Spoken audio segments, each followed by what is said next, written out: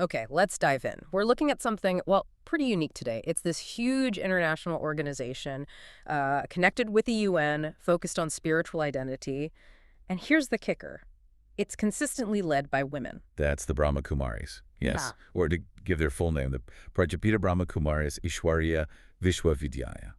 And the sources you sent over, they really detail this fascinating mix of old Indian philosophy, very modern structures, and, yeah, high-level global engagement. Absolutely.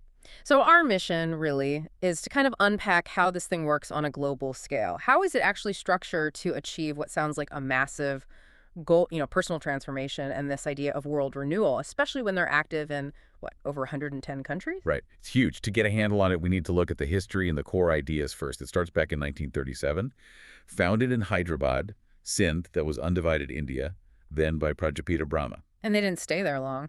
No, the headquarters moved pretty quickly, actually, to Mount Abu in Rajasthan in 1950, and that really set the stage for them to go global. Got it. And the philosophy underpinning all this, that's crucial, right? It's all about understanding the true spiritual identity of the self. Exactly. That's the heart of it.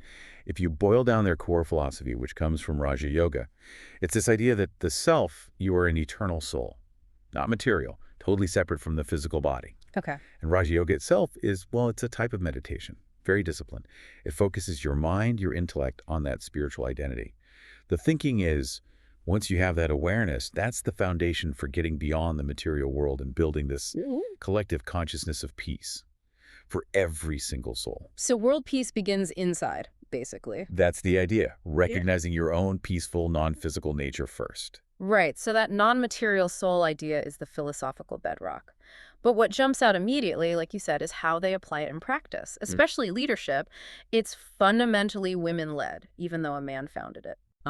That's a really defining feature, and honestly, probably a huge part of their stability over the years. When they picked the first administrative head, Mateshwari Jagdamba people called her Mama. She wasn't just a figurehead. No, she was seen as this, symbol of spiritual strength. And she was the central administrative and spiritual leader until she passed away in 1965.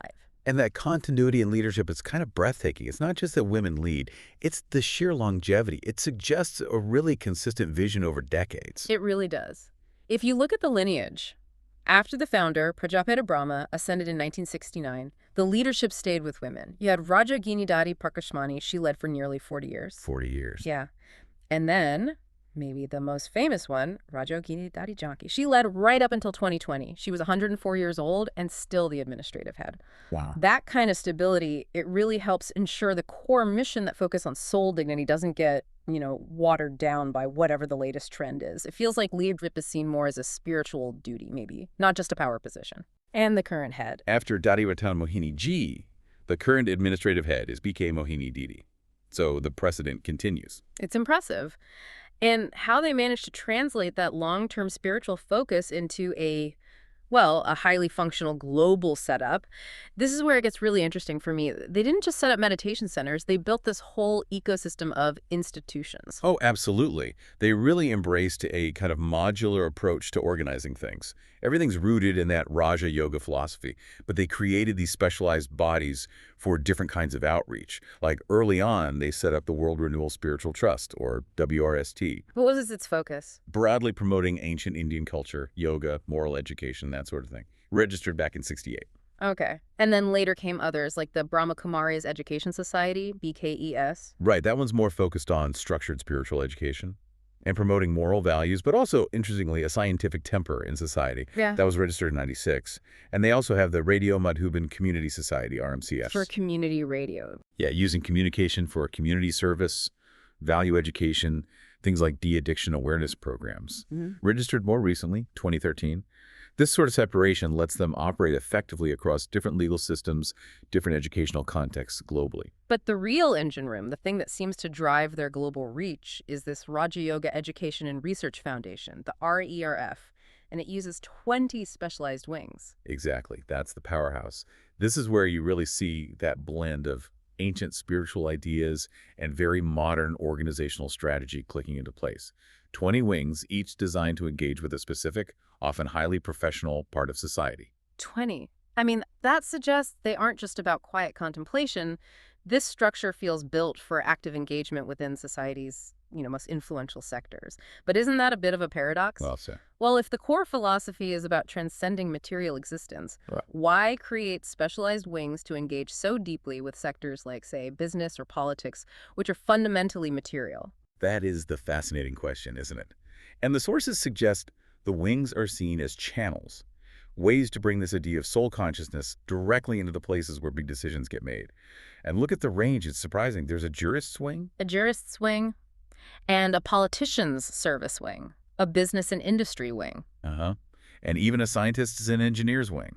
Okay, so what's the message for, say, the jurist's wing? It can't be about changing laws directly, can it? It must be about influencing the people involved. Precisely. It seems the goal isn't to become political players themselves, but more to encourage ethical conduct within these professions. Conduct based on recognizing the inherent value, the soul dignity, as they call it, of everyone. So for a scientist, it might be about ethical research. For a business leader, ethical management. It's exactly. Ethical governance, sustainable practices. And they have wings for security services, media, even rural development. It's this really integrated approach. It lets them try and translate individual spiritual shifts into broader societal influence, you see. It takes them beyond just being a general spiritual group into something much more targeted and, functional. And that targeted approach, that specialization, it clearly worked in terms of gaining recognition.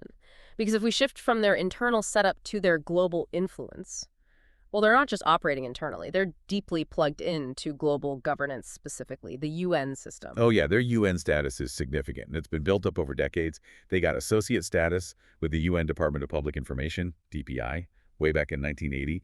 That was the first big step, letting them share UN messages worldwide. But the really big one was getting general consultative status with ECOSOC, the Economic and Social Council, in 1983. ECOSOC is huge, right?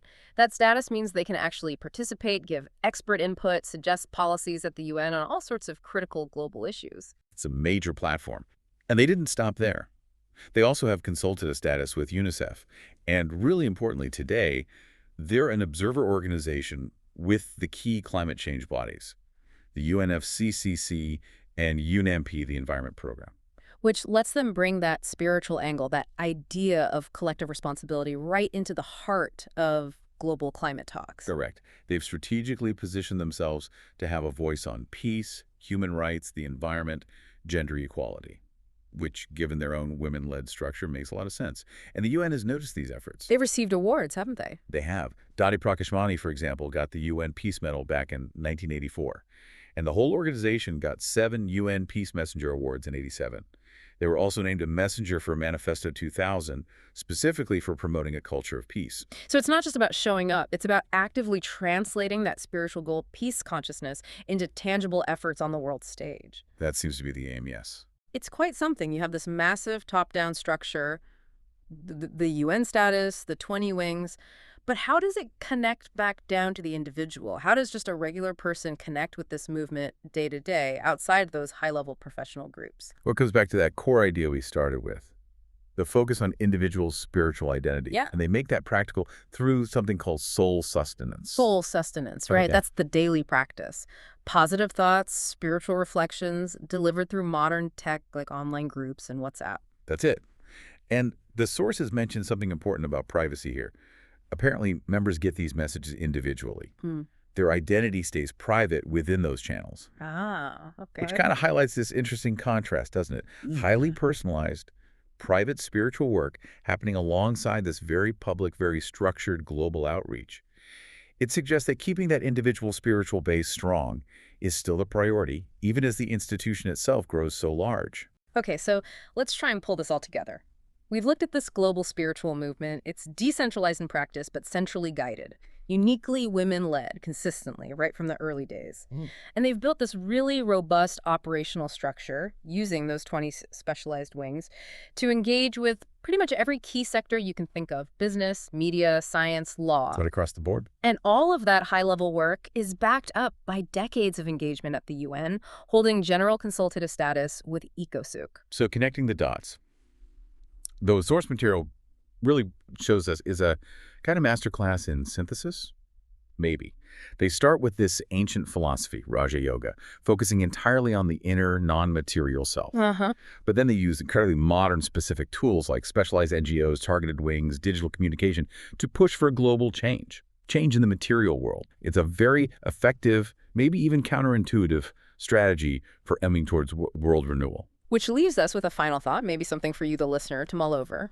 Given this huge network, these high-level connections, especially at the UN with bodies like ECOSOC and the climate change groups, how does that core teaching, transcending material existence, actually translate into practical policy work? Yeah, how do they make that inner truth relevant to tackling really urgent material problems like climate action or economic inequality on the global stage? It's a big question. Taking an internal philosophy and applying it to the most tangible, external global challenges.